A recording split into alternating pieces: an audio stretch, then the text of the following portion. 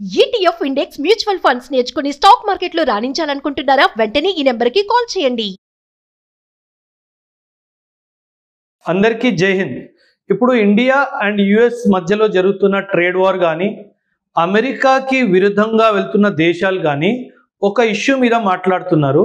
ఆ ఇష్యూయే D dollarisation. And ఈ D dollarisation వల్ల మన దగ్గర ఉన్న డాలర్స్ మన ఫారెక్స్ రిజర్వ్స్కి ఎలా ఎఫెక్ట్ అవుతుంది. అండ్ చాలామంది మన ప్రభుత్వం ఇప్పుడు గోల్డ్ ఎక్కువగా కొనుక్కోవాలి, మరెన్నో విషయాలు ఈ టాపిక్కి సంబంధించి ఈ వీడియోలో మాట్లాడతాను, జాగ్రత్తగా వినండి. ఫస్ట్ ఆఫ్ ఆల్, మన దేశంలో ఫారెక్స్ రిజర్వ్స్ అని ఆర్బీఐ దగ్గర ఫారెక్స్ రిజర్వ్స్ అని చెప్పేసి ఉంటాయి. మనకి ఎలాగైతే మన ఇంట్లో సేవింగ్స్ ఉంటాయో మన డబ్బులు, అలా మన దేశం డబ్బులు కూడా ఆర్బీఐ సేవ్ చేస్తుంది. దాన్ని ఫారెక్స్ రిజర్వ్స్ అంటారు. ఫారెక్స్ అంటే ఫారిన్ కరెన్సీ అన్నమాట. ఫారిన్ కరెన్సీని ఫారెక్స్ అంటారు. రిజర్వ్స్ అంటే మనం దాచుకున్న డబ్బు. మనం అంటాం కదా సర్ప్లస్. మనకి నెలవారీ జీతంలో మనం 5,000 10,000 ఎలాగైతే సేవ్ చేసుకుంటామో అలా మనం సంపాదించిన డాలర్స్లో సేవ్ చేసుకొని ఆర్బీఐ రిజర్వ్స్ మెయింటైన్ చేస్తుంది. మనం దీన్ని మన సేవింగ్స్ అని కూడా అనొచ్చు. ఇప్పుడు మనం ఆర్బీఐ ఫారెక్స్ రిజర్వ్స్ చూసుకుంటే గనక అందులో ముఖ్యంగా 3 కాంపోనెంట్స్ ఉంటాయి. అందులో డాలర్ కాంపోనెంట్ చాలా పెద్ద ఎత్తున ఉంటుంది. ఆ తర్వాత గోల్డ్, ఆ తర్వాత ఐఎంఎఫ్ కరెన్సీ అని చెప్పేసి ఉంటుంది. ఈ 3 ఏంటో చెప్తాను, వినండి. ఈ dollar, gold and IMF currency, ఈ 3 కలిపితే మన ఫారెక్స్ రిజర్వ్ తయారవుతుంది.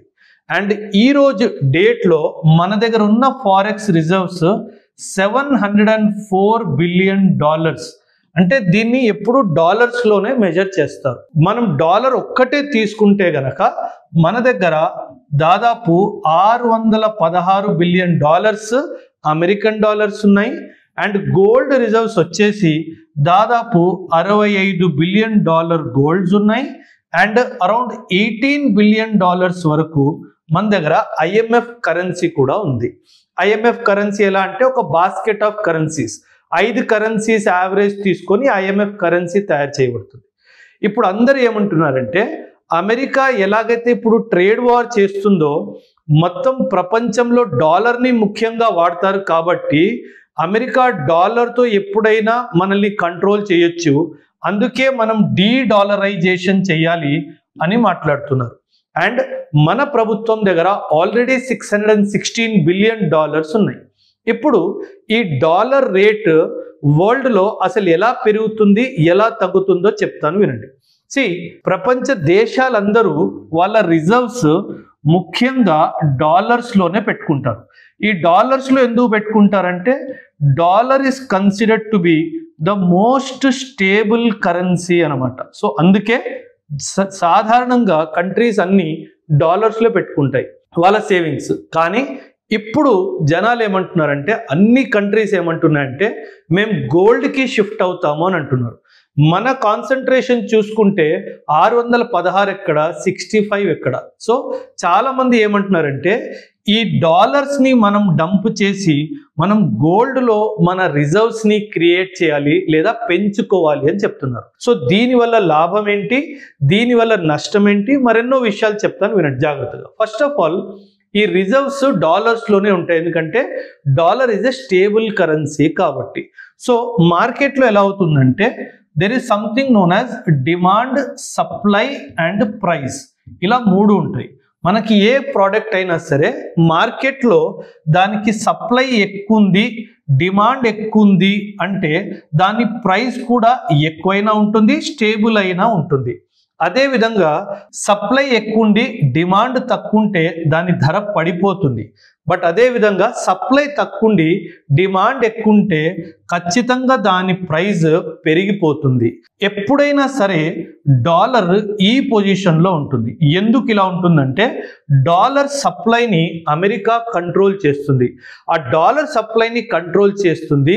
దాని స్టెబిలిటీ వల్ల, దాని డిమాండ్ ఎక్కువడం వల్ల దాని ప్రైస్ ఎప్పుడు పెరుగుతానే ఉంటుంది. అందుకే మనం గమనిస్తున్నాము ఈరోజు $1 దాదాపు 87 రూపాయలు దాకా వెళ్ళిపోయింది. సో మనం ఏమంటామంటే ఇలా ప్రైస్ పెరిగిపోతున్న కొద్దీ, ఫర్ ఎగ్జాంపుల్ నేను ఈరోజు ఆయిల్ ఇంపోర్ట్ చేసుకుంటున్నాను. అంటే ఇప్పుడు నేను ఆయిల్ ఇంపోర్ట్ చేసుకోవాలి, $1 నేను ఇచ్చి ఆయిల్ తెచ్చుకోవాలి అంటే నేను 87 రూపాయలు ఇవ్వాలి. సో ఇప్పుడు నా ఉద్దేశం ఏంటంటే, మన ప్రభుత్వం కానీ వేరే ప్రభుత్వాలు కానీ వాళ్ళ ఉద్దేశం ఏంటంటే దీనిని తగ్గించాలి. ఈ ఎక్స్చేంజ్ రేట్ అంటారు దీన్ని, ఈ ఎక్స్చేంజ్ రేట్ని తగ్గించాలి. సో ఈ ఎక్స్చేంజ్ రేట్ని తగ్గించాలి అంటే మనం ఒక పని చేయాలి. ఎలాగైతే సప్లై తగ్గించడం వల్ల డిమాండ్ పెరుగుతడం కానీ డిమాండ్ కాన్స్టెంట్గా ఉండడం వల్ల ప్రైస్ పెరుగుతుందో, మనం ఈ సప్లైని ఇంక్రీజ్ చేయాలి. ఈ సప్లైని ఇంక్రీజ్ చేయాలి అంటే మనం ఏం చేయాలి?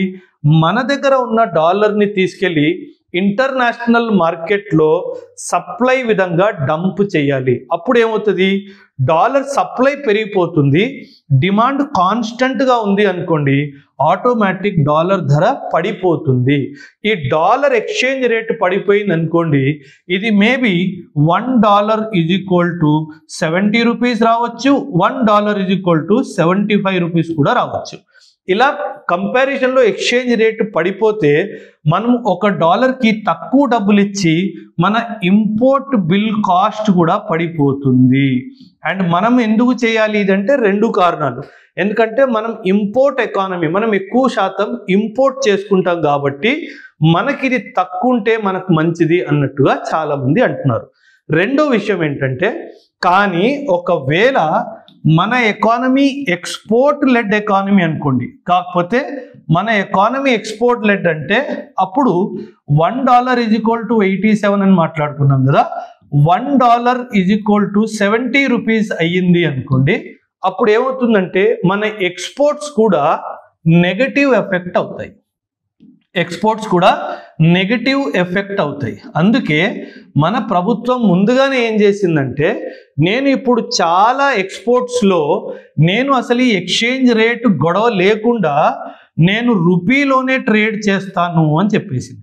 ఈ రూపీలోనే ట్రేడ్ చేయడం వల్ల ఏమవుతుందంటే, మనకి డాలర్కి రూపాయికి ఎక్స్చేంజ్ రేట్ తగ్గిపోయినా మనకి నెగటివ్ ఎఫెక్ట్ ఉండదు.